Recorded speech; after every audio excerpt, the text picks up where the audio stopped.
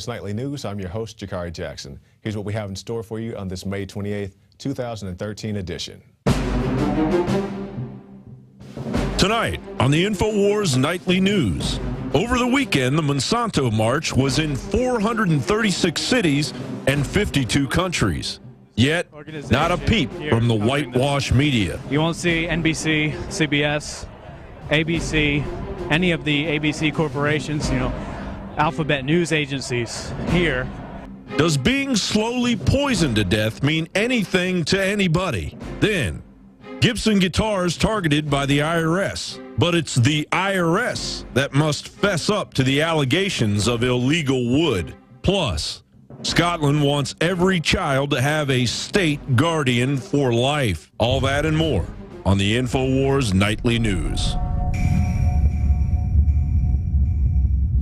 And welcome back. Top story headline: Send John McCain to Guantanamo Bay. I like that graphic right there. This is from our very own Paul Joseph Watson.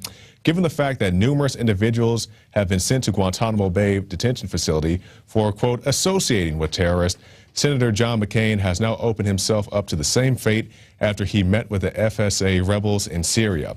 McCain's visit coincided with an EU decision to scrap the arms embargo on the Syrian opposition, clearing the way for Britain and France to send heavy weaponry to the rebels at a time when the Syrian army troops are scoring key victories. Now, I want to scroll down a little bit in the article and just show you some of the bullet points, some of the highlights of the Free Syrian Army, a.k.a. Al-Qaeda. Now, you can see them right there on your screen, and I do encourage you to look at them all, but we'll just hit a few. Let's see. FSA rebels have been filmed singing songs that glorify Osama bin Laden.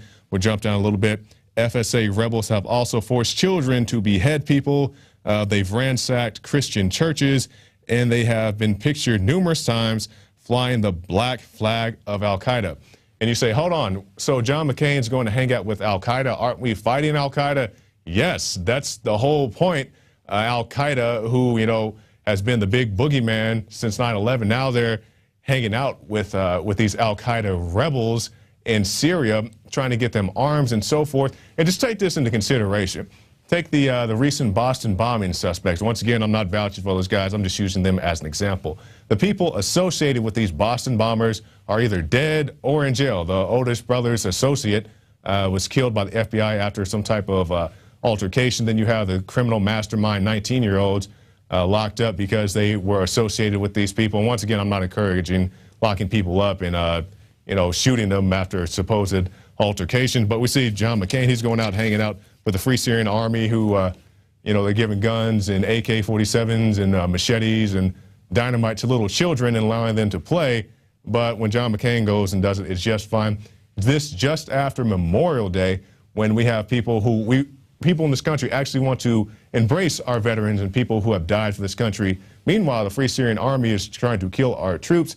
And not just our troops, but just general, everyday people, killing civilians and so forth. So, John McCain, I'm pretty sure if you ever need a spot, nice place to stay, Guantanamo Bay will be just the place for you. He spent about an hour meeting with 5 different rebel commanders who came from all over Syria to plead with him for heavier weapons, a no-fly zone, and airstrikes against the forces of President Bashar al-Assad. They also repeated their claims that the Assad regime has used chemical weapons. Now, McCain has been one of the most outspoken supporters of arming the Syrian rebels.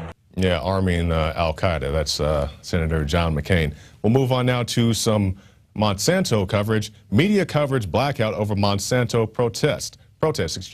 Now, I guess that's a lack of coverage because we've been reporting on this since this past week, and we had the March on Monsanto, and there's actually one activist, one Anthony Gucciardi. And once again, we are the only news organization here covering this. You won't see NBC, CBS, ABC, any of the ABC corporations, alphabet news agencies here filming this event. Because the reality is that they don't want to sell the fact that Monsanto is tainting the food supply. And of course, because Monsanto has over 500 individuals in key positions within the government and the media. And only 6 corporations own thousands of not only newspapers and news channels, but internet websites as well that spin themselves as alternative news. But in fact, of course, they peddle GMOs and claim it's scientific. I mean, you look around these buildings, it's amazing to see the contrast. These buildings, they represent many things that were once great about this country, but also, in a sense, they represent many of the corruption-based corporations that this group and others are fighting against. But at the same time, you have so many people in various ways with the Stop on Satan posters and others. Seek Truth, Infowars.com, this guy has up here. Of course, Alex Jones, Infowars. That guy looks like he was grown out of the cornfield, Monsanto's cornfields, and had some type of deformity when they mixed the insect genes inside the crops. And for more on that, we have joined us via Skype Mr. Anthony Gucciardi. And thanks for joining us, Anthony. Hey, great to be back on with you guys. Okay, now tell us why you went to the one in Philadelphia as opposed to the one here in Austin. Well, you know, I was scheduled to go to the one in Austin and potentially be a speaker, but I ended up traveling for family reasons. As you can tell, I'm not in my studio right now. I'm on the road. Right. And I'm glad I did, though, because I ended up going to the Philadelphia one where there was no news media at all. I mean, the whole entire event would have gone down the memory hole if we didn't have a camera crew on me at the time going down to the Market Street, which is the busiest street in the whole city. I mean, there was 1,000+ people. Some people say it was around 2,000. I don't have a count, obviously, but it was a lot. Going down the busiest street in Philadelphia, which is a major city. You know, it's one of the top 5, I believe. It's one of the largest cities in the United States, obviously.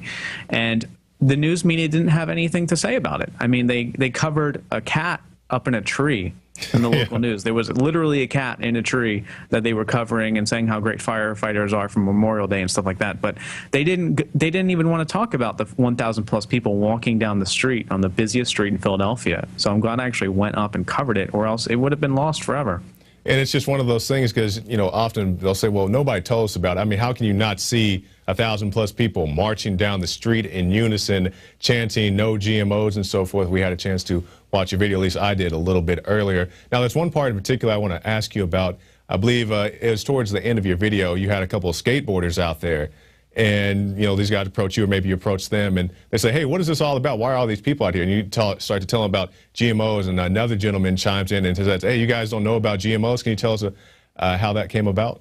So that was one of the most inspiring parts, is people would come up and say, hey, what's going on? You know, they would want to be on camera too. So there was a bunch of passerbys that weren't part of the march, and they would just be like, hey, I want to be on TV. You know, they didn't really know exactly what group we're with. I said, all right, you know, let's talk. And we would inform random people. They would just come up, like dozens of people would come up and say, hey, what's going on? What are you filming? And myself or someone from the audience in the March Against Monsanto would say, hey, you know, we're here against Monsanto, and here's the data, here's the information. And they would say, wow, I didn't know that. You know, I'm going to go home and check that out. And I had no idea I was even eating GMOs.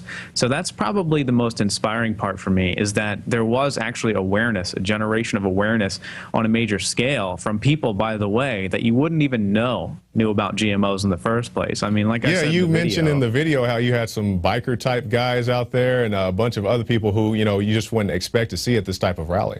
There was literally like a biker gang there, and they had signs and everything like that. And we had people, you know, you would think that in a city like that, and I've lived here pretty much all my life. I live in Austin now, but I grew up here, and I know a lot of people around here. And I thought, you know, there's not really going to be that much of a turnout because we're inner city. I mean, no one cares about what they're eating, I thought, you know, not a lot of people. But the people I found and talked to, they're so informed. You know, they're fans of Infowars. There was a guy with an Infowars.com sign, it said like Seek Truth, Infowars, something like that, came up and said, hey, you know, I remember you from Infowars and everything like that. There's so many people in your daily life. If you go to the supermarket or go outside or whatever, about 9 out of 10 of those people, honestly, have some degree of information. They're completely awake to some degree, but they don't want to show it because they feel ashamed. But when something happens like a March Against Monsanto and they can go and get support with thousands of other people, they're going to do it. And that's what is awesome about, you know, what you guys are doing, what I'm doing, what others are doing, is we're tapping into this amazing pool of energy from these people. You know, they come out and they did their activism, and it's amazing, but they're not going to do it unless you say, hey, come out and do it, because they're ashamed and they think that no one else knows, when in reality, so many people are aware of what's going on. Yeah, because that's the thing. A lot of people will think, hey, if I show up at this event, I'm going to be the only person there, or maybe be 1 or 2 conspiracy theorists, and they're afraid of things like that. But that, what you just saw right there on your screen, if you're watching, was a great example. You saw thousands of people marching together peacefully. And speaking of peacefully, now you said, Anthony, across the street, right across the street from this Monsanto march, there was a gun rally. And I believe you said that there was maybe 1 or 2 officers escorting all these thousands of people for the Monsanto rally, but this smaller group of people at the gun rally had how many officers would you estimate? Yeah, in the video, we were doing March Against Monsanto, and we were only planning on doing March Against Monsanto. And then I look over the street, and I see another rally with actually the ex-Secret Service guy, Dan Bongino, I believe his name was. Larry Pratt was there. Oh. And I look over there, and I said, hey, what's going on? It must be a pro-gun rally. And they say, yeah, sure enough, that's a pro-gun rally. And I noticed something, that there was an extreme amount of not only police, but people in military uniforms and Homeland Security there over at the gun rally when there was maybe 50 people, because it started at like 8 a.m. or something, according to some of the people I talked to. And at that point, I guess it was late afternoon, and there was like 20-something officers just standing right in front of it, staring at the pro-gun rally. There was Homeland Security, unmarked cop vehicles with canine units, and there was military going behind the event, and there was like people watching from all corners, surrounding it completely. And here you have March Against Monsanto, 1,000+ people marching down the busiest street in Philadelphia, and there was, yeah, a cop in the front with a vehicle directing, because they had a permit, and a cop in the back.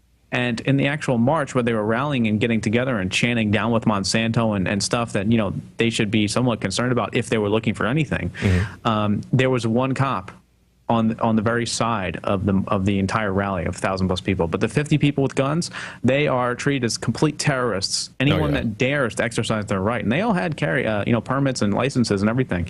They were just there, open carrying their pistols, and they were treated like complete terrorists. I actually asked the cops, why are you over here? And they said, oh, don't worry about it. Go ask our public policy officer. They don't want to talk about it. But the real, you can see where the real fight is. I support, the March Against Monsanto. I've been a huge, cheerleader for it and saying how great it is. But in the reality, the real fight, you can see where it is when you look at where the police are concerned about, where their higher-ups are telling them to go and watch for those evil domestic terrorists who dare to exercise their Second Amendment. Exactly. Now, Anthony, tell us how people can keep up with you. Definitely. So I have my natural health site, which is naturalsociety.com, and then I have my more political, like gun rights site, which is storyleak.com. All right. Anthony Gucciardi, thank you for your time, sir. Thanks a lot. And not to be outdone, Infowars had a dog in the fight when we attended the March on Monsanto here in Austin.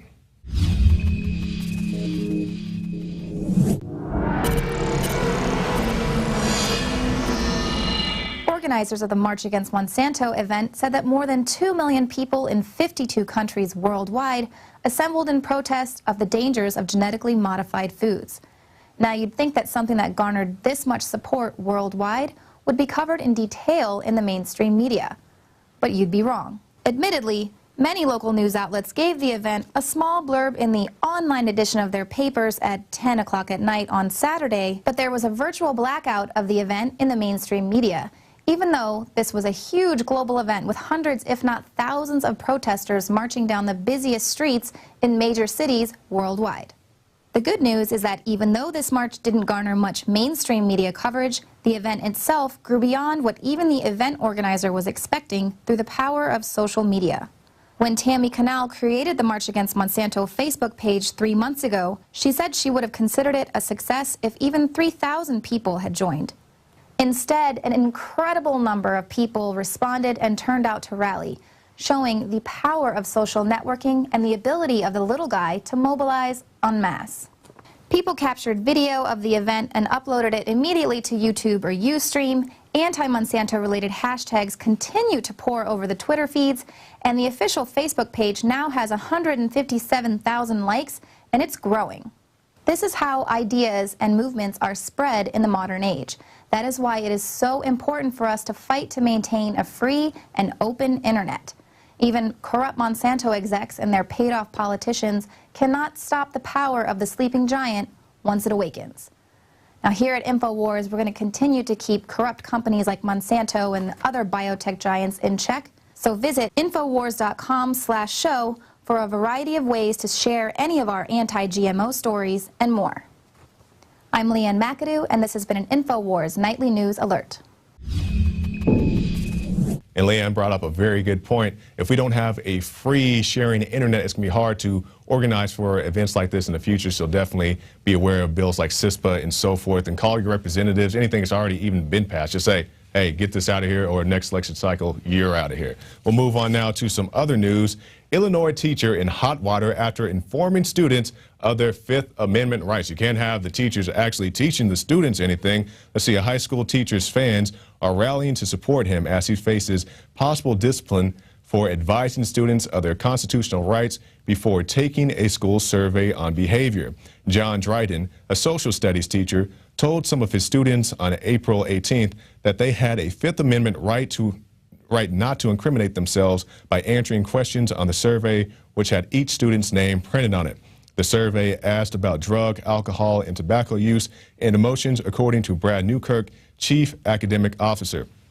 Now, I'm not advocating teen delinquency. I'm not advocating drugs or alcohol or anything like that. But this teacher had a chance to teach his students something and put it into practice. Say, hey, you guys have a Fifth Amendment right not to incriminate yourself with by filling out this survey. Now, these surveys can come back to haunt you, most notably athletes. Once again, not advocating any type of drug behavior. But, hey, if you have a nice, good scholarship and you fill out this thing with your name on it, it's not even anonymous, saying, hey, you know, I'm Johnny and I like to smoke weed or whatever else, that could be the end of your scholarship. And who's going to be held accountable for that? You, the school, is not going to help you out if you lose your scholarship. So just keep that thing in mind.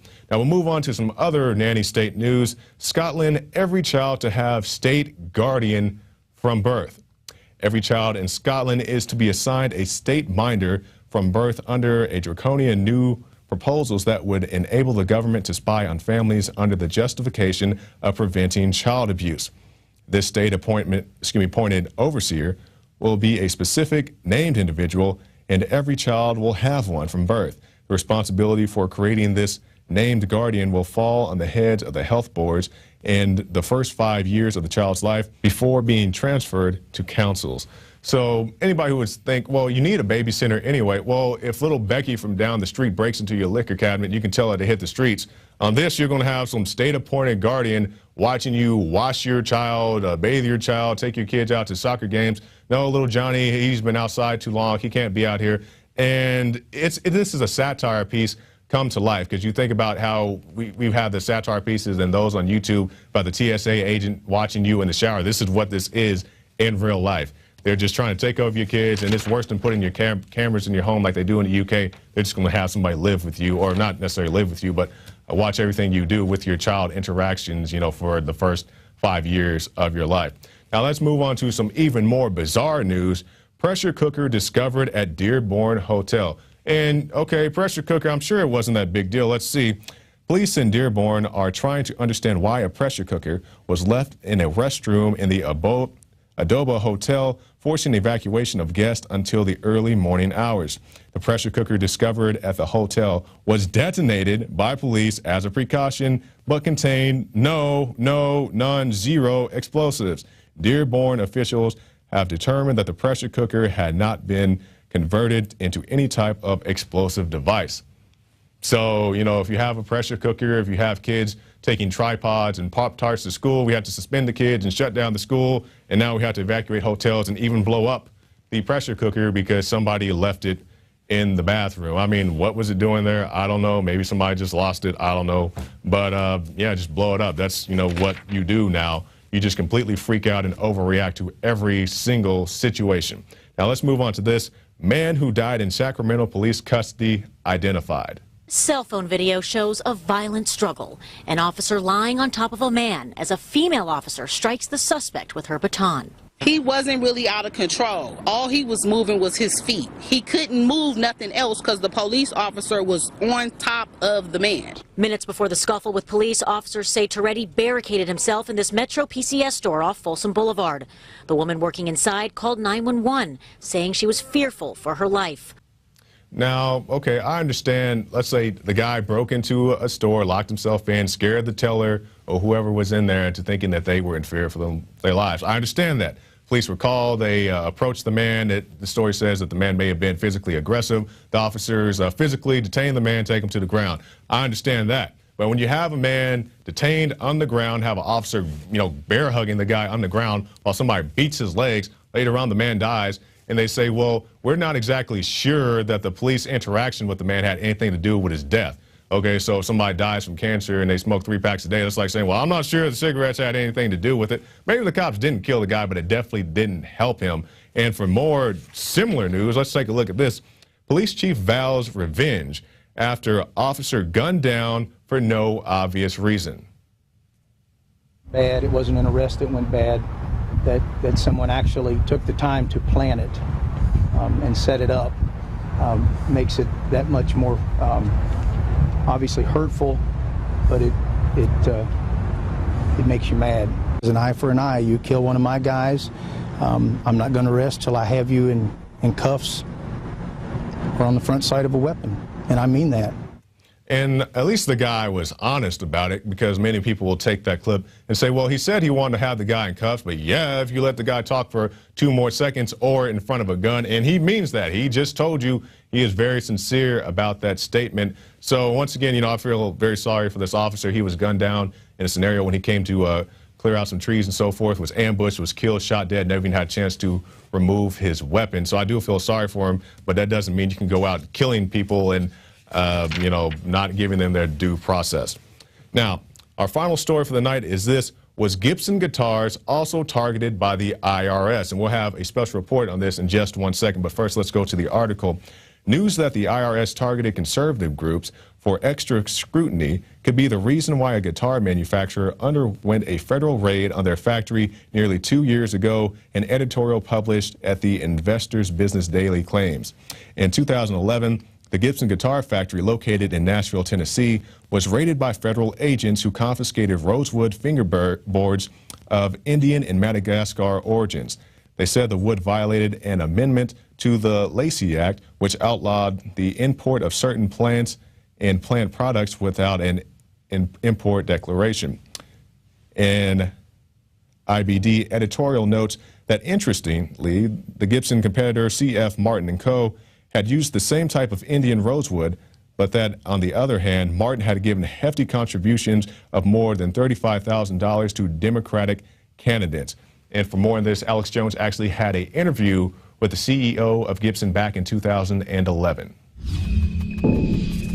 Under the Lacey Act, and the federal government's on record, you know, now when you try to fly out of the country with a wooden guitar, they don't care how old it is. If you don't have the proof of where it came from, that they're confiscating them. Can you speak to that?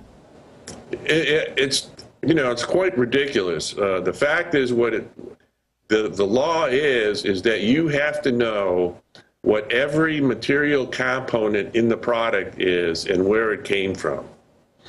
So in other words, every single piece of wood, the bridge, the fingerboard, the body, you know, these are all different woods that have come from different sources. You, as a guitar owner, if you want to transport that guitar across borders, have to know exactly where each piece of wood came from and what species it is, which is frankly impossible for an average person to know. And on an old guitar, we don't even know that. I mean, we don't keep records going back, you know, decades on the specifics. Well, I was reading, because it's not just Gibson, it's all the wooden instruments, violins, cellos, you name it, that people like Willie Nelson, who I know personally, he won't take his prized wooden guitars out of the country. He won't take Trigger, that he got over 60 years ago, out of the country, because reportedly they're grabbing most of the guitars people try to take into Canada or fly to Europe for a show. And now the feds are saying pianos, furniture, firearms stocks. I mean, this sounds like it's a giant power grab, and it looks like the U.S. is the only country in the world acting like this with a renewable resource like wood. It is really unprecedented, and it's unfair. I just can't believe it's happening in this country. In closing, how can we support a American icon company like Gibson? I mean, how do we keep you here in the U.S.? Because doing my own investigation, if you're based overseas, you seem to get left alone, and our government just bends over backwards. Even Congressman Kucinich said 2 days ago on CNN that the head of the President's Economic Council, the former head of GE, is great at creating jobs overseas, that a lot of the stimulus money and bailout money is going to move General Electric's X-ray division to China, to move General Motors factories to China. What's going on here? Well, you know, in the government itself, in a brief, specifically said in our court case that we should move to Madagascar and make guitars. Excuse me? Hold the presses, sir. CEO of Gibson since 1986. You're telling me, and I know you've got these press release on Gibson, but I would love to see a copy of this. I believe you, that they specifically said, leave America. That we would be better off manufacturing guitars in Madagascar. Wow. And they told you that via a court brief? Yes. I haven't seen this in the press yet. This is bombshell. You've got to get a press release out, or perhaps you already have. We're working on it, and yeah, we'll have the actual document. Wow. Gibson Guitar told basically, leave America. So from being raided to being targeted by the IRS, somebody has their sights on Gibson. So let's go now to our quote of the day. This from Thomas Jefferson. Our country is now taking so a steady course as to show by what road it will pass destruction, to wit, by consolidation of power first, and then corruption, its necessary consequence. And that from Thomas Jefferson.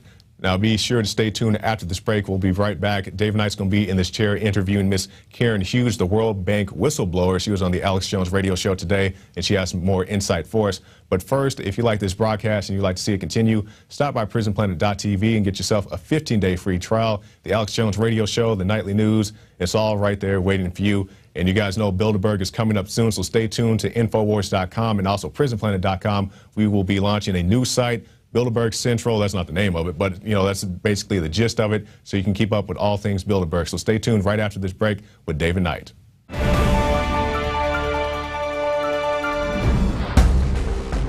As we saw in Katrina, and as we are watching now in New York and New Jersey, the federal government can't and won't help you in a crisis. FEMA ran out of water and MREs in days. Electricity is still off to over 1 million people. The Red Cross, who is quick to beg for money, is now slow to react. Don't put it off any longer. Get prepared today. The Infowars shop is the largest distributor of ProPure water filter systems. And now, get 15% off your ProPure order with the promo code WATER15. While you're on InfoWarsShop.com, check out these other great preparedness items. The Aquapod kit lets you store up to 65 gallons of water in your bathtub. The Pocket Socket provides you with manual electricity for small electronics like your cell phone. The Life Straw is great for your bug-out bag. And check out our complete line of Interfood products for great tasting and nutritionally dense foods that have a great shelf life. If you are looking to secure your home in a crisis, you can order Strategic Relocations, the film, a great companion to the book Strategic Relocations 3rd edition, and The Secure Home by Joel Skousen. When the time to perform arrives, the time to prepare has already passed. Get prepared now, so if a crisis strikes your home, you and your family will be secure. Go to InfoWarsShop.com and don't forget the promo code WATER15.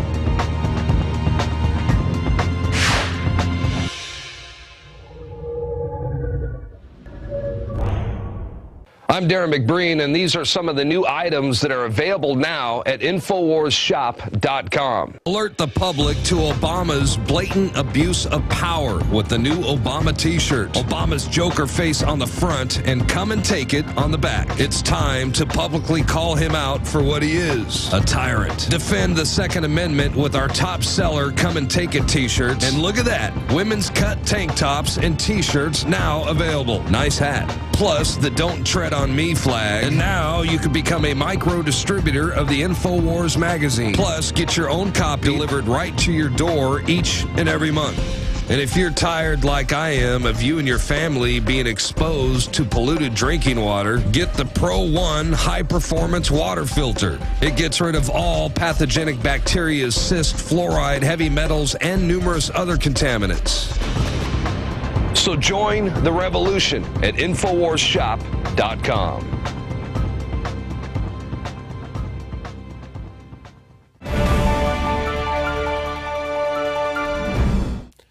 Well, it's a familiar story about corruption and whistleblowers who point it out, and then having the government come after them, threatening them, firing them, taking other measures. And we've got someone with us tonight that is a whistleblower at the World Bank.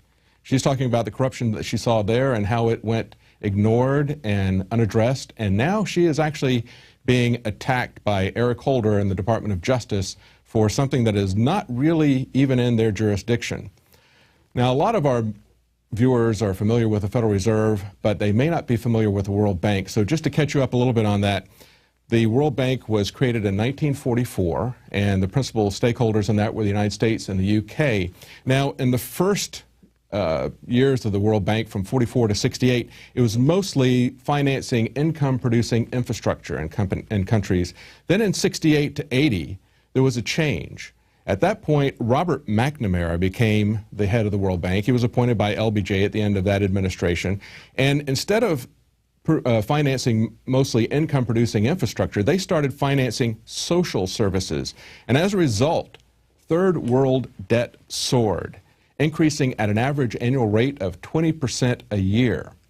And then the next phase we see is the World Bank coming in and offering loans to these same third world banks that have been impoverished in debt. We see them coming in and offering to service that debt for them.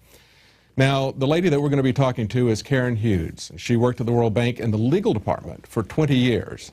And she saw some questionable loan practices there. She brought those up. She was transferred. Then she was fired.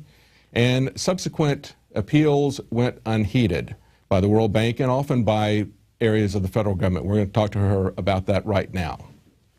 Well, welcome, Karen. Thank you for talking to Infowars. It's always an honor to talk to somebody who is a whistleblower out of a concern for integrity and to see that the right thing is done. And your personal story, I think, is as important as what has happened with the AP reporters or with the IRS scandals, because we see the same sort of thing happening where somebody sees something that's wrong, or they're investigating something that may be wrong or an embarrassment to the government, and instead of correcting the problem, of course, the government comes after them. And so that's essentially what they've done with you. Tell us a little bit about your background there at the World Bank and what you were doing prior to the discovery of corruption there. I was a lawyer in the World Bank legal department, and I was just doing my job as a lawyer in the institution. And so when they started to retaliate, and the retaliation was very specific and very direct, I was put on probation twice. It was an attempt to intimidate me, and at a certain point it was an attempt to make an example out of me to make sure that other people who were also seeing corruption wouldn't report that either. And let's talk about that corruption that you saw. You actually saw some corruption involving a loan to the Philippines government, is that correct? Yes. As a matter of fact, the president of the Philippines, Joseph Estrada, was impeached, and he had to pay back millions of dollars that he had stolen from the Philippines people. And actually, I think at the heart of this, there was a default with a major bank there that I believe was around $900 million that went back on the taxpayers of the Philippines. Is that correct? Well, it was $500 million in terms of the bailout, because the people who had their money on deposit in Philippines National Bank got nervous. What had happened was the man who owned Philippine Airline, Lucio Tan, was a borrower in default, and he bought the shares of the Philippine National Bank, and the depositors didn't want to have their money on deposit in a bank which was managed by a borrower in default. And so they took their money out, and the Philippine Deposit Insurance Corporation had to bail out the bank for $500 million.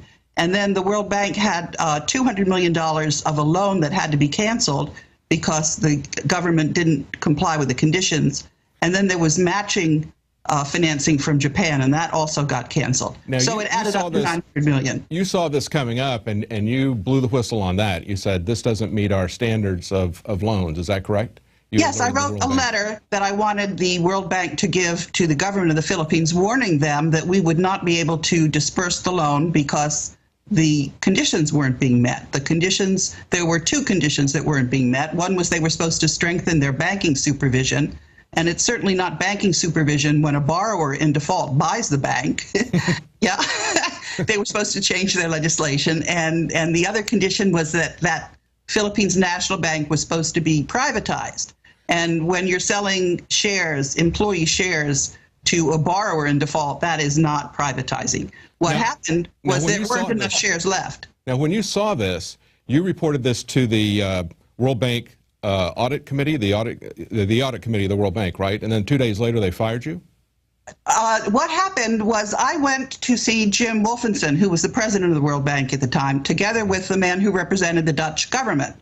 And we said that there was this problem in the legal department that I was getting reassigned when I was doing my job. And Jim Wolfenson said he would handle it. And his way of handling it was to give the problem, to tell my boss that I'd been up to complain about him. And so then I went to the Treasury Department, and I told the Treasury Department that if the U.S. management was not going to play by the rules, that the other countries in the World Bank were going to make sure that we wouldn't automatically appoint the president of the World Bank. For the first 66 years, the World Bank was created in 1944, and for the first 66 years, the U.S. could just name whoever they wanted to as the president. Because the U.S. is a major shareholder in the World Bank, is that correct? We were, 16%, but when the World Bank was set up, we were one of the two countries that set it up. The UK was the other country, and then 44 countries came to a place in New Hampshire called Bretton Woods. That's why the World Bank and the IMF are called the Bretton Woods institutions. Now, you continued to, even though they reassigned you and then subsequently fired you, you continued to push this, and you sent it to took it to the Senate. Is that correct? Also to the That's Congress. Right. I went to the Senate Committee on Foreign Relations, and I told, that was then chaired by Joe Biden, and Hillary Clinton and Barack Obama were senators on that committee. And I warned them that we were going to lose the ability to appoint the president of the World Bank, that there was corruption going on, that when people inside the World Bank cannot report that there are accounting problems, which is what that is, there was a cover-up to the board. And you can't have a cover-up to the board in a bank because money goes the wrong way. Now, when they came out of this, actually the Senate sent letters to the World Bank, and they essentially ignored that, right, as well as firing someone else, a lawyer for the Staff Association. Oh, they fired a whole slew of people, and it wasn't just letters. They also commissioned a government accountability audit because this was major, major corruption. Yeah, wasn't there legislation also passed by Congress? There is legislation in effect now. The World Bank came to Congress and asked for some money, and Congress said, not as long as the GAO audit is not going forward and you're firing whistleblowers. We have to do some oversight here. We have to be serious about this. And they also took very much to heart the warning that I had given them, which was that the U.S. had lost its credibility with 188 ministers of finance. Now, this is not a good thing. Right. Now, Paul Volcker, former head of the Fed, also got involved, didn't he? And wasn't his involvement to essentially say, move along, there's nothing to see here? Yes. What happened was the Dutch government asked for the audit committee to get involved, and Pierre Duquesne, who was the chairman of the audit committee, commissioned Paul Volcker to come in and look at this corruption. And what happened was there's something called the Institutional Integrity Department that's supposedly there to fight corruption. What that group does is it serves as a goon squad to intimidate any staff member that's going to report that there's a fraud. This is a terrible problem. So there were 16 staff members who were members of the Institutional Integrity Department that tried to tell Paul Volcker what was going on. And they got retaliated against, and they ended up with being compensated for how they were being retaliated against. So we have this major financial institution that we've got a major stake in, as the U.S. citizens do, the taxpayers do. And they're doing questionable loan procedures of hundreds of millions of dollars, billions in many cases. And whenever there's corruption and people blow the whistle on it, they're getting fired. Congress is sending them letters saying that they can't retaliate against people. They're ignoring that. And yet the mainstream media didn't pick up on this at all. It gets worse. It gets worse. The World Bank issues bonds, $180 billion worth of bonds. And the financial statements of the World Bank are not credible when you have this kind of retaliation against lawyers and accountants. So I went to the SEC, and I didn't get anywhere. I said there's been, the audit committee has commissioned an external audit of the controls, and that auditor, that was KPMG, didn't follow the audit standards. I said, so the United States is not credible. And there's something called the National Advisory Council, which has the chairman of the Fed on it. It's chaired by the Treasury Department. And I wrote them many times. And I said, you know, the United States is losing its financial integrity and credibility, and the dollar is going to be not a credible instrument, and the U.S. credit rating is going to be a problem. Absolutely. And what I ultimately documented is something very, very serious, which is called state capture. Because if the SEC is not regulating the market, then why should anybody invest in the security market? And so what bothered me was the serious nature of the charges and the fact that the media wasn't covering it. Absolutely. And I later found out what the problem was, and that is that our media is absolutely dominated by these crooks. Absolutely, yeah. That's something that we've been talking about for quite some time. And everybody is starting to come to the same conclusion, seeing the same thing. Here you've got a situation where, to recap it for the viewers, you've got hundreds of billions of dollars in bonds. You've got questionable loans being made. Anytime anybody questions that or brings it up or points it out, they're fired or retaliated against. You've got Congress saying don't do that. This is much, much bigger than the bank scandals and bank failures that we had in 2008, yet there's total silence from the mainstream media. You listed in your article, you talked about the different organizations that passed on this story. New York Times, Washington Post, Wall Street Journal, NPR, Forbes, the Broadcasting Board of Governors, the National Press Club. Basically, nobody in the mainstream media picked that up, and you now know why. Tell the audience why. Okay, there's a very accurate analysis of the markets, which was done by the, it's a university in Switzerland, which is known as the best university in Europe. It's called the Federal Institute of Technology. What they did was they got very accurate data on who owns all of the 40,000 transnational companies. And they did mathematical modeling, systems modeling, and they found out that when we think that there are 10 banks, guess what? With interlocking corporate directorates, they are one conglomerate entity. Mm-hmm. Right. Exactly. So we have got, what have we got? We've got a dominant super entity that has 40% of the companies on the stock markets and 60% of their earnings. Now, they don't have that much money. I mean, they have a lot of money, but not that much. It's just the clever way that they have made their investments through the interlocking directorates. And you point out that at the core of all this, the heart of all this, is really the Federal Reserve. Well, it is the entities that own the Federal Reserve and the central banks in the other countries.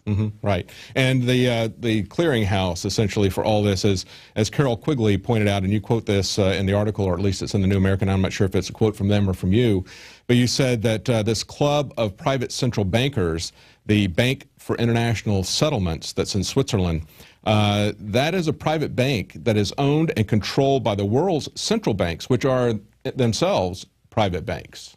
Yes, it's all that same ball of wax. Right. And so essentially these people also, as they have the largest ownership, I think it was 47% of the world's stocks and 60% of the profits, and they own this consolidated media environment that we find ourselves in, where it's consolidated down now to just 5 different institutions that own pretty much all the mainstream media in the U.S. But let's go back just briefly to your whistleblower story, because after this story got no traction whatsoever in the press, you continued to press this. You continued to try to get justice done. You sued them. You bought a bond so that you would have standing, and then you sued the World Bank. Tell us about that. Okay, but let me say, first of all, that I was not acting alone. There is a very active group of World Bank whistleblowers. And I mean, just think of a dream team where one person's good at one thing and one person's good at something else. I was their lawyer. Not formally. We're sort of an informal group. But I testified in the UK Parliament twice because there's a UK whistleblower. All right. I went to a conference in India because there's an Indian whistleblower. And, you know, we would all figure out who was situated at what point to do what. That's great. And that's, you know, and we stuck with it. That's great. Yeah, we should get some of those people on the show as well. Now, tell us about this lawsuit that you filed and what happened to that. Okay. It was really fun, actually. I'm not a litigator, but I mean, that's what I did. I bought a bond and I sued KPMG, which was the auditing firm that didn't follow the audit standards. And one of the things, by the way, that I picked up in this is that the accountants should not be policing themselves, and neither should the lawyers. Because there were any number of times that if these self-policing entities had been ethical, the problem would have righted itself. So everybody that thinks we've got people watching out for us, no, we don't. That was what I discovered in my lawsuit. And one of the things that happened, for example, was there was a filing deadline. I went the night before, midnight before the filing deadline, and I read the brief one more time. Somebody had hacked my computer. It was gone. And I later went and I complained about it to the FBI. That's illegal. They might have been the ones who did it. Yeah. The FBI might have been the ones who did it. So Eric Holder, you know, cutting fast forward, Eric Holder is dragging me into court on bogus charges now. You know, that's where the FBI reports. They report to him. Well, and let's talk about that. Because now, we didn't mention this either, but the UK has a serious fraud office. They had asked the Securities and Exchange Commission, the SEC here in the U.S., for information about this. The SEC just ignored that. You also appealed to the Inspector General of the Treasury Department back in 2010. Now, that's familiar to a lot of people who are looking at the IRS scandal. That's the Inspector General's office of the Treasury Department investigating the IRS, and basically they didn't do anything about it. But what's interesting about your arrest and the legal issues involved here is that you had the Board of Directors and the Board of Governors gave you a pass to attend their meeting. Is that correct? Not only that, they settled my lawsuit. And the clerk in the Court of Appeals just ignored 188 ministers of finance. They didn't like that, believe me, you know, and I have been writing the embassies of all of these countries. They're all aware, very well aware, and a lot of them are saying, Karen, why aren't you getting through to the American people? And I didn't know why I wasn't getting through. It's because of this media problem that we have here. And what I'm talking about, state capture. Now, the Board of Directors gives you a pass to come to the meeting, but the U.S. Secret Service tells you can't come. And I find that very interesting that U.S. Secret Service would get involved in this. You know, when they don't really have a standing in this, there's 188 member nations, and you've got a board of directors that extends an invitation to you, and then the U.S. Secret Service says you can't come. You emailed your invitation to them, but they disregarded that, the police commissioner, and they arrested you when you showed up there. Is that correct? Yes, but you know, don't forget, I'm a lawyer. So I didn't just email the Secret Service. I cleared my email first with all 188 ministers of finance. I said, this is the letter that I am sending to the director of the Secret Service saying that my case was settled, saying that I have a valid pass. And then I sent the letter. And then when I showed up and they wouldn't let me in, what they did was they went to a flunky in the World Bank, and they had the flunky sign a piece of paper saying, you are barred from coming in. I said, with all due respect, this flunky cannot overrule 188 ministers of finance. Yeah. This piece of paper is invalid. Yeah. And then when I went back to the World Bank the following week, what I did was I sent a whole bunch of correspondence, and I was copying all of the officials on the board of the World Bank and also the Board of Governors, saying, if you have any doubt whether this barring notice is legal, just ask these guys whether they settled my lawsuit. And so then when I showed up and I was arrested, I was practically apoplectic. They put me in handcuffs. They put me in a car right in front of the World Bank as a spectacle, and they left me there for an hour. And I have a bionic elbow. I broke my elbow, and so it wasn't very comfortable to have these handcuffs with my, arms behind my back. Yeah, it's never comfortable to be handcuffed even if you don't have something wrong. Actually, the story's really cute. There were 2 police officers when I was arrested, and the first one said, okay, if you think that you're legally in the World Bank, then why don't you go back and discuss this with Commissioner Michael Reese? And so I was walking out of the building, I was going to go and discuss this. And the second guy is the one that arrested me. So then when I was in the cop car, I said to Officer Lee, Officer Lee, you don't want to be in the middle of this. Why don't you have the guy who's arresting me be the one with his name on the arrest? So she did that. Wow. I find it amazing that they would get the Secret Service involved in this. And then what's happening now, you've got a court date coming up on the 30th. And That's right. Eric Holder is getting involved in this. This is not a federal crime, unlawful entry, and yet they're literally making a federal case out of it. I find it amazing what lengths they'll go to try to shut you up. Well, they thought they would intimidate me, but I don't work that way. I was captain of the NYU fencing team. I'm just looking to see what foot they're on. And so don't forget this citation to appear in court. By the way, if they don't call this thing off, I'd like some company there. It's on the 30th, and it's at 10 o'clock, and I'm in courtroom C10 of the Superior Court of the District of Columbia Criminal Division. And my charge is that I have violated the DC statute. So I've been in touch with the general counsel of the District of Columbia Council, and I've given him all the documents. And I said, this is kind of bad lawyering if the person who has signed this notice doesn't have authority. Why don't you get involved here? And he said, well, I don't think it really is anything that involves me. I said, this is a corrupt business environment, and maybe the World Bank and DC's biggest employer ought to take notice that they're working in an environment riddled with corruption. This is corruption. Oh, absolutely. Well, we have the District of Columbia ignoring a Supreme Court ruling for 5 years about firearms and the Second Amendment, so it doesn't really surprise us in that regard. Let's move on to the corruption that you saw there. Now, you made a lot of statements about how the global financial system is dominated by a small group of corrupt, power-hungry figures centered around the privately owned Federal Reserve. Tell us what you saw there firsthand that convinced you of that. Well, just think of this project in the Philippines that I'm working on where the president of the Philippines is corrupt. By the way, the government of the Philippines at the time, I was working on judicial reform with the Chief Justice, Hilario Davide, who wrote the Constitution in the Philippines, was a fabulous man, was trying to clean up his government.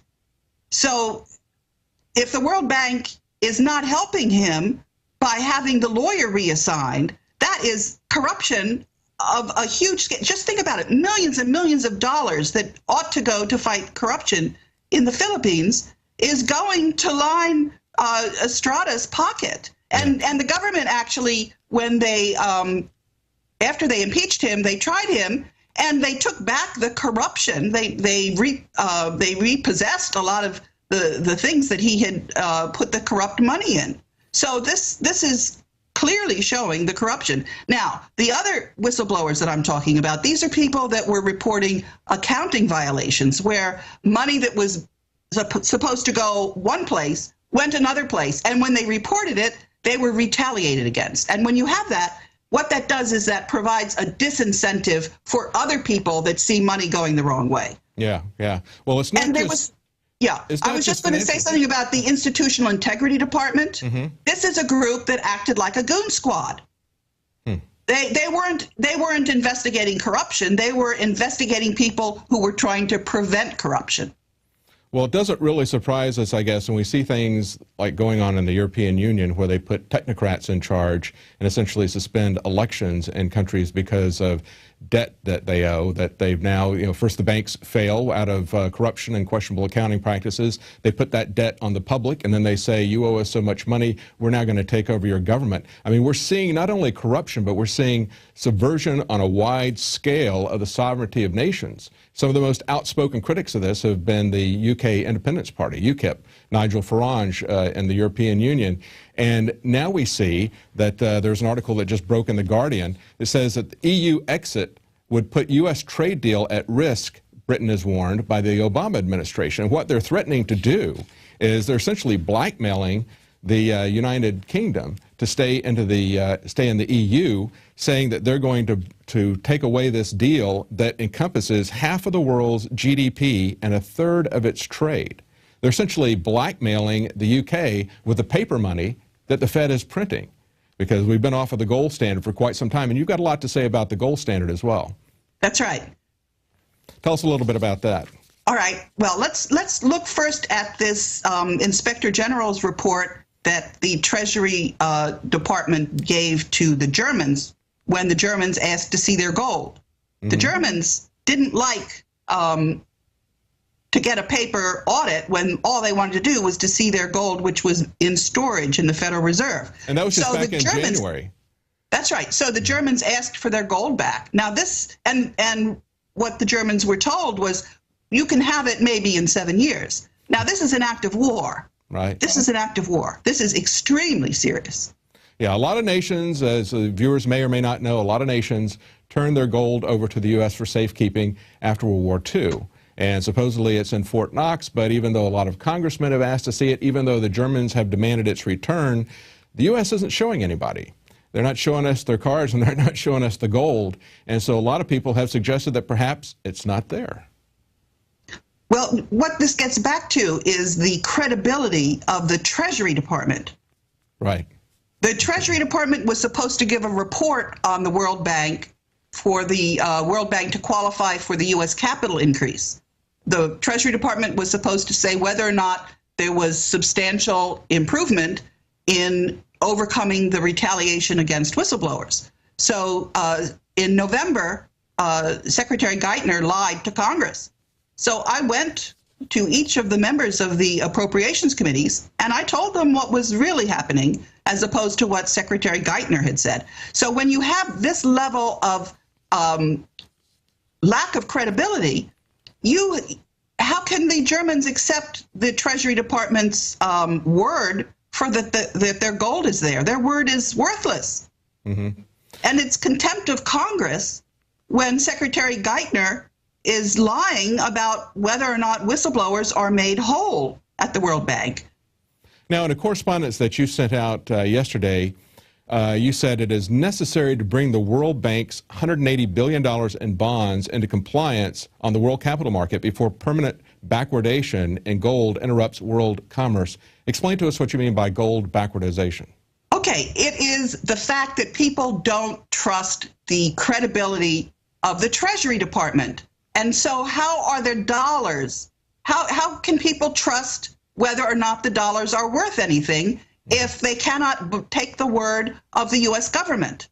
And they can't. The government has been caught lying.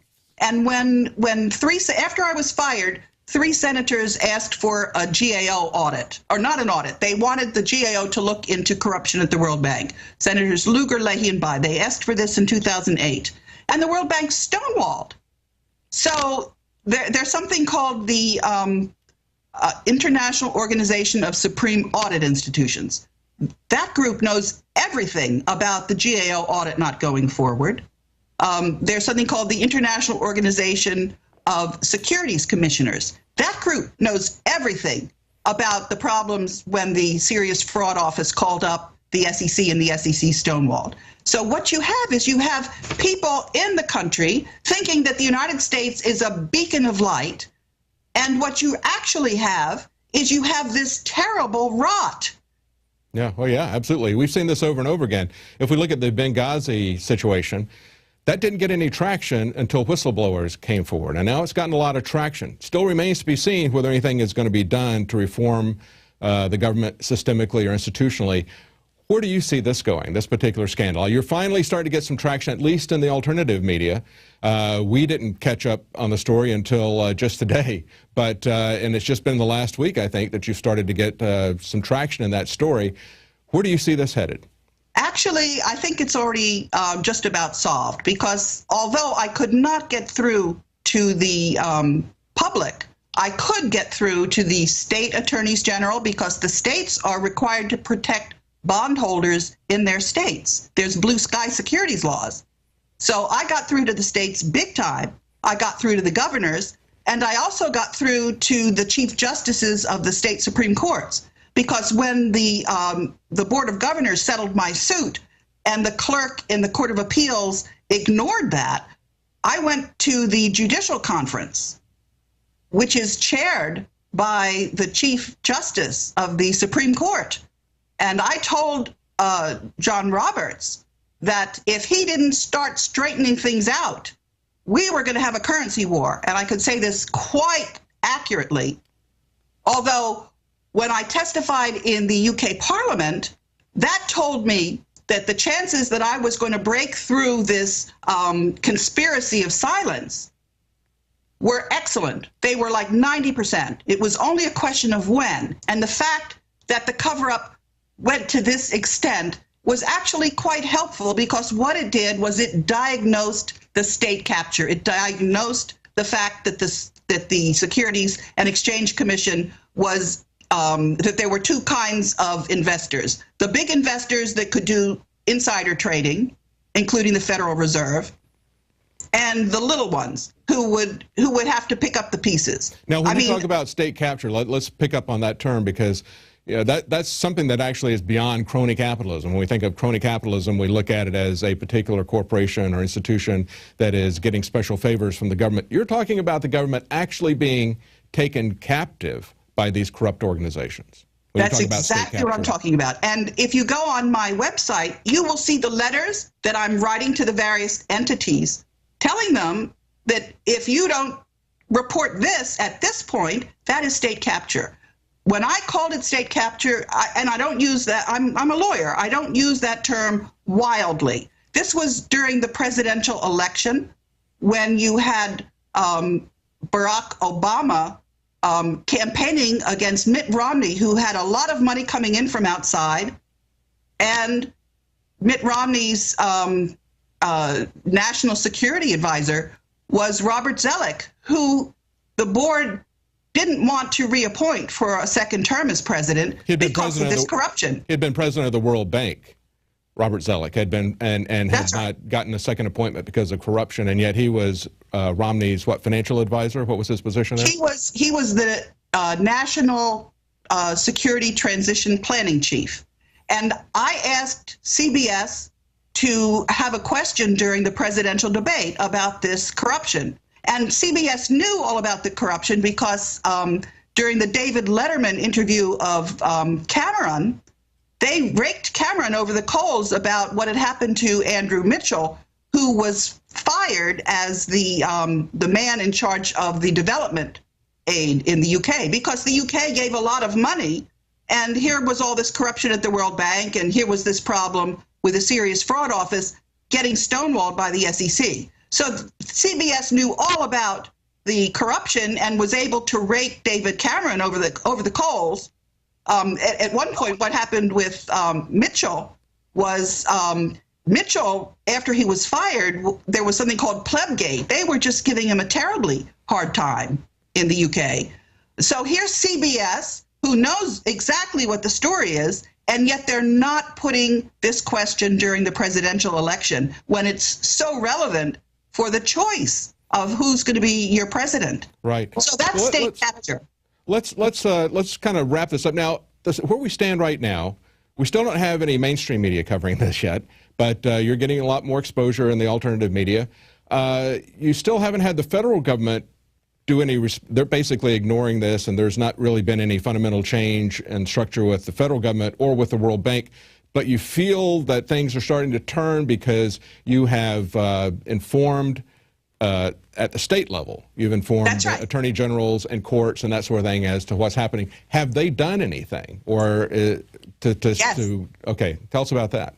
All right. You've seen a number of state militias. This is not an easy thing for the state governors to do. They've been getting national security warning letters, but they're signing this legislation. You see a number of states that are now moving to have the precious metals recognized as legal tender. Utah has done this, and 12 other legislatures are considering this.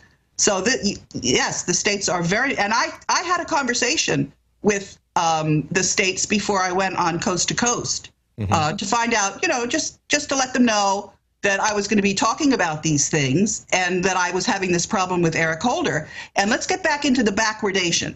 This is something that makes me nervous, but also makes me realize that we are going to come to a good, happy resolution. Backwardation is when you don't sell your gold because you're afraid that the paper currency is not going to be worth what your gold was.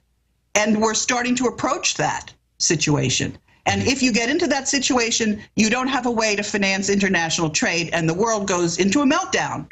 So I've been warning the governments that the time to correct this problem is now. And I've gone to the Joint Chiefs of Staff about this. That's what I was talking to them. I said, what's your plan here? Do you want to go into gold backwardation? Do you want to go back into the Middle Ages with bartered trade? Is this where you're headed? And they said, are you asking us whether we want to have martial law? I said, no. I said, what I want you to do is I want you to look at what's going on, take a long, hard look at what's going on, and I want you to laugh Eric Holder out of office. So the first thing they responded to you was, do you want us to have martial law? That's one of the concerns that we've had, is that they're looking at an implosion and that they look at the only way that they're going to get out of this is to basically come down with an iron fist on everybody as everything implodes. You're hoping that perhaps they may go back and reform themselves so that they now have the full faith and credit and they can continue on a paper currency? Is that what you see as a way out of this? No. I'm really not very interested in what they want to do. I think they've shown themselves to be pigs at the trough that are not apt to understand how they're coming across to the rest of the world. They're blind to that, or they would have seen this coming and they would have just realized that they had to be subject to law. But there's a very easy way out that has nothing to do with them, and that is for the states themselves. There are all kinds of things the states can do. They can establish state banks if they want. In any event, which we have in North Dakota, I believe, something to that effect. That's right. There are any number, but the issue is that we are running out of time. But what you have is you have all of the countries of the world that understand this, and we're all pulling together. It's a coalition, and it's really quite dramatic and beautiful to see how this. I've gotten a number of phone calls from the embassies that I faxed. If you look at what I've been faxing them, I've been explaining to them about all of the articles that have come out now and these interviews that I'm getting, and they're all quite encouraged. Good. I think the American public is really they're starting to understand that they've got to. They've got to hold their government accountable. As you said, we're running out of time. That's true in our interview, but it's also true for the country as well. And I certainly hope that people wake up and demand that there be a fix. And I agree with you that the best place that we can fix this is outside of Washington, because Washington is just so incredibly corrupt, and we see that over and over again. There appears to be no interest whatsoever from either party to address the systemic corruption that we find there. Instead, they just come after whistleblowers like you. So we hope that things go well on your May 30th court date, and that's in D.C. And do you want to give your website information or more information about that before we go?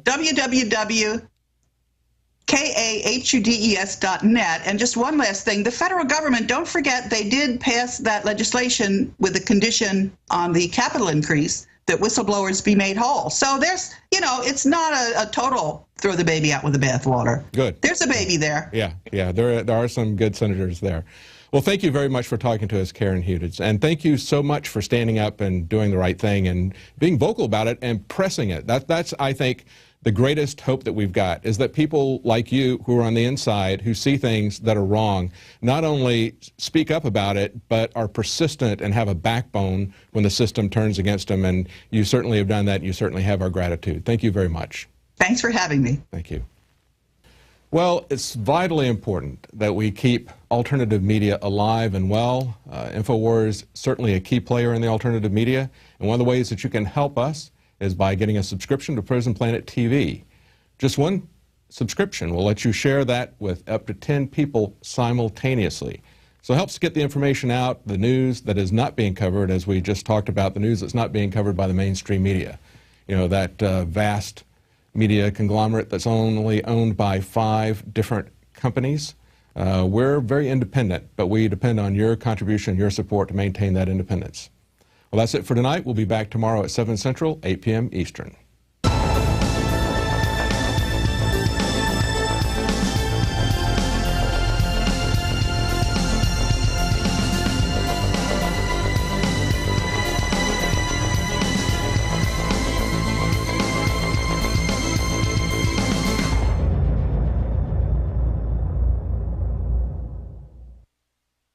The Free Syrian Army is trying to kill our troops, and not just our troops, but just general everyday people, killing civilians and so forth. So John McCain, I'm pretty sure if you ever need a spot, you know, nice place to stay, Guantanamo Bay will be just the place for you. He spent about an hour meeting with 5 different rebel commanders who came from all over Syria to plead with him for heavier weapons, a no-fly zone, and airstrikes against the forces of President Bashar al-Assad. They also repeated their claims that the Assad regime has used chemical weapons. Now, McCain has been one of the most outspoken supporters of arming the Syrian rebels.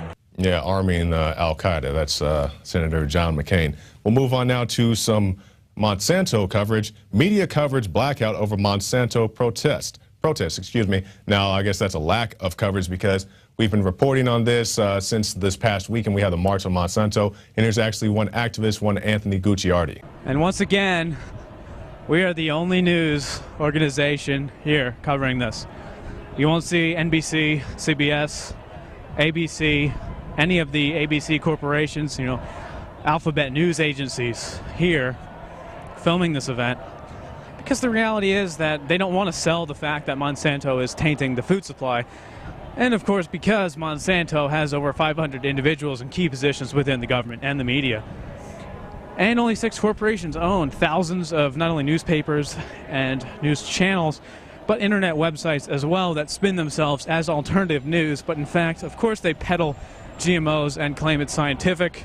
I mean, you look around in these buildings, it's amazing to see the contrast. These buildings, they represent many things that were once great about this country, but also, in a sense, they represent many of the corruption. On the Syrian opposition, clearing the way for Britain and France to send heavy weaponry to the rebels at a time when the Syrian army troops are scoring key victories. Now, I want to scroll down a little bit in the article and just show you some of the bullet points, some of the highlights of the Free Syrian Army, a.k.a. al-Qaeda. Now, you can see them right there on your screen, and I do encourage you to look at them all, but we'll just hit a few. Let's see, FSA rebels have been filmed singing songs that glorify Osama bin Laden. We'll jump down a little bit. FSA rebels have also forced children to behead people. They've ransacked Christian churches, and they have been pictured numerous times flying the black flag of al-Qaeda. And you say, hold on, so John McCain's going to hang out with al-Qaeda. Aren't we fighting al-Qaeda? Yes, that's the whole point. Al-Qaeda, who, you know, has been the big boogeyman since 9/11. Now they're hanging out with these al-Qaeda rebels in Syria, trying to get them arms and so forth. And just take this into consideration. Take the recent Boston bombing suspects. Once again, I'm not vouching for those guys. I'm just using them as an example. The people associated with these Boston bombers are either dead or in jail. The oldest brother's associate was killed by the FBI after some type of altercation. Then you have the criminal mastermind 19-year-olds locked up because they were associated with these people. And once again, I'm not encouraging locking people up and you know, shooting them after supposed altercation. But we see John McCain, he's going out hanging out with the Free Syrian Army who, you know, they're giving guns and AK-47s and machetes and dynamite to little children and allowing them to play. but when John McCain goes and does it, it's just fine. This just after Memorial Day, when we have people in this country actually want to embrace our veterans and people who have died for this country. Meanwhile, 1,000+ people marching down the street in unison, chanting no GMOs and so forth. We had a chance to watch a video, at least I did a little bit earlier. Now, there's one part in particular I want to ask you about. I believe it was towards the end of your video. You had a couple of skateboarders out there, and these guys approach you, or maybe you approach them, and they say, hey, what is this all about? Why are all these people out here? And you start to tell them about GMOs, and another gentleman chimes in and says, hey, you guys don't know about GMOs? Can you tell us how that came about? So that was one of the most inspiring parts, is people would come up and say, hey, what's going on? They would want to be on camera too. So there was a bunch of passerbys that weren't part of the march, and they would just be like, hey, I want to be on TV. They didn't really know exactly what group we're with. I said, all right, let's talk. And we would inform random people. They would just come up, like dozens of people would come up and say, hey, what's going on? What are you filming? And myself or someone from the audience in the March Against Monsanto would say, hey, we're here against Monsanto, and here's the data, here's the information. And they would say, wow, I didn't know that. I'm going to go home and check that out. And I had no idea I was even eating GMOs. So that's probably the most inspiring part for me, is that there was actually awareness, a generation of awareness on a major scale from people, by the way, that you wouldn't even knew about GMOs in the first place. I mean, like I said, you mentioned in the video how you had some biker type guys out there and a bunch of other people who, you just wouldn't expect to see at this type of rally. There was literally like a biker gang there, and they had signs and everything like that. And we had people, you would think that in a city like that, and I've lived here pretty much all my life. I live in Austin now, but I grew up here, and I know a lot of people around here. And I thought, there's not really going to be that much of a turnout because we're inner city. I mean, no one cares about what they're eating, I thought, not a lot of people. But the people I found and talked to, they're so informed. They're fans of Infowars. There was a guy with an Infowars.com sign. Based corporations that this group and others are fighting against. But at the same time, you have so many people in various ways with the Stop Monsanto posters and others. Seek Truth, Infowars.com, this guy has up here. Of course, Alex Jones, Infowars. That guy looks like he was grown out of the cornfield, Monsanto's cornfields, and had some type of deformity when they mixed the insect genes inside the crops. And for more on that, we have joined us via Skype Mr. Anthony Gucciardi. And thanks for joining us, Anthony. Hey, great to be back on with you guys. Okay, now tell us why you went to the one in Philadelphia as opposed to the one here in Austin. Well, I was scheduled to go to the one in Austin and potentially be a speaker, but I ended up traveling for family reasons. As you can tell, I'm not in my studio right now. I'm on the road. Right. And I'm glad I did, though, because I ended up going to the Philadelphia one where there was no news media at all. I mean, the whole entire event would have gone down the memory hole if we didn't have a camera crew on me at the time going down to the Market Street, which is the busiest street in the whole city. I mean, there was 1,000+ people. Some people say it was around 2,000. I don't have a count, obviously, but it was a lot. Going down the busiest street in Philadelphia, which is a major city. It's one of the top 5, I believe. It's one of the largest cities in the United States, obviously.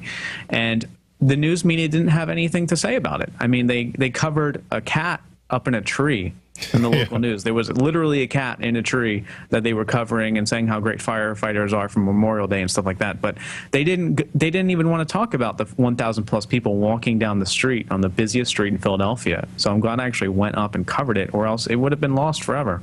And it's just one of those things because, often they'll say, well, nobody told us about it. I mean, how can you not see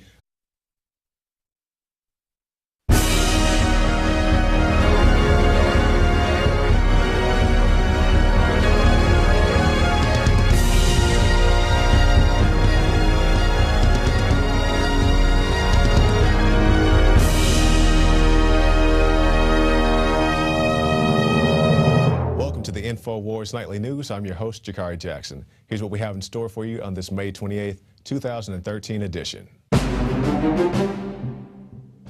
Tonight on the Infowars Nightly News.